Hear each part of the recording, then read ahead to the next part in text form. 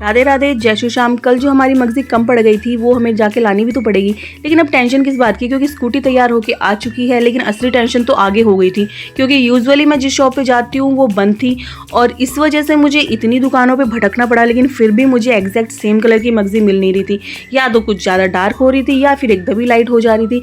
फिर लास्ट में मैं जिस शॉप पे गई उस दीदी ने बोला कि आप सामने जो मैचिंग सेंटर है वहाँ पे मिल जाएगी, वहाँ पे जाके आओ। यहाँ पे मैं आई तो मुझे थोड़ी उम्मीद हुई कि हाँ मिल जाएगी, और यहाँ पे मिल भी गई थी। लेकिन इसके लिए मुझे बहुत वेट करना पड़ा। इन्होंने कम से कम आधा घंटा मुझे बिठा के रखा, तब जाके ये मिलते जुलते कलर की सी मंगजी मुझे मिल गई थी। मुझे तो मगजी का छोटा सा टुकड़ा ही चाहिए था, लेकिन भैया ने देने से मना ही कर दिया। फिर मुझे पूरे बेस की मगजी लेके आनी पड़ी। और आगे आप लोगों के लिए सरप्राइज है, कल मैं स्काई ब्लू कलर की ड्रेस स्टिच कर रही थी और आज मैं ये पिंक की लेके बैठ गई, क्योंकि स्काई ब्लू वाले की ओढ़नी मेरे पास नहीं थी। और नेक्स्ट डे थी गनगौर, और मुझे गनगौर पे पहनने के लिए ड्रेस रेडी करना था। इसीलिए फिर मैंने ये पिंक कलर की ड्रेस स्टिच करनी स्टार्ट की, क्योंकि इसका लहंगा और ओढ़नी मैंने पहले से ही तैयार कर रखे थे।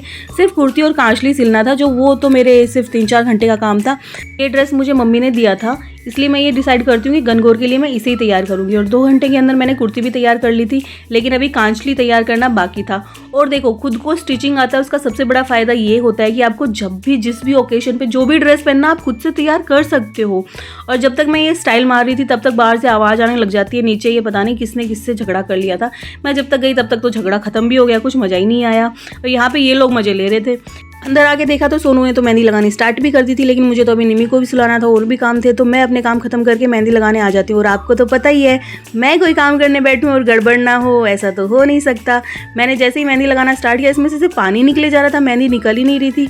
फिर मैंने अपना मेहंदी का कोन एक्सचेंज किया और फिर मैंने सोचा कुछ ट्रेंडिंग सी मेहंदी लगाते हैं। ये मैंने यहाँ पे आजकल जो बेल वाली डिज़ाइन चल रही है वो लगाने की कोशिश की थी। बेल तो बनी नहीं, पता नहीं क्या ही बन गया। आपको क्या लगता है आप कमेंट में बताना। और आगे की तरफ मैंने यहाँ पे ये तितलियाँ उड़ा दी थी और लिख दिया था अपने हस्बैंड का नाम, जो पहले मुझे छुप छुप के लिखना पड़ता था, लेकिन अब मैं बड़ा बड़ा लिखती हूँ।